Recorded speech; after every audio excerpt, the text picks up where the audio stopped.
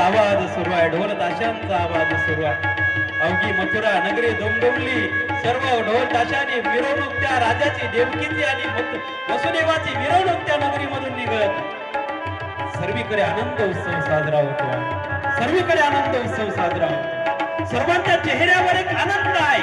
एक बहीण आणि भावाचं प्रेम कसं असावं हे कंसाकडून शिकावं. त्या क्षणाला प्रत्येकाला वाटत होतं की बहिणीचं आणि भावाचं प्रेम कसं असलं पाहिजे, भावाने बहिणीवर कसं प्रेम करावं, बहिणीने भावावर कसं प्रेम करावं, याचं मूर्तिमंत उदाहरण म्हणजे कंस आणि देवकी. त्या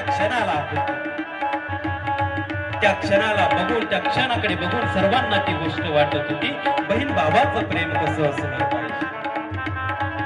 सर्व नगर त्या ठिकाणी, सर्व नगर मिरवण्यात आलं आणि ज्यावेळेस वेशीतून मध्ये येतात, सर्व नगर प्रदक्षिणा झाली. ढोल ताशाच्या गजरामध्ये मिरवणूक काढण्यात आली. वाद्य नामे सगळे काय वाजवत चालले त्या ठिकाणी.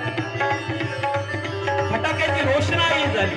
सर्व नगर दुमदुमलं आणि नगर दुमदुमल्यानंतर प्रदक्षिणा झाली आणि आभाळामध्ये वीज कडाडली.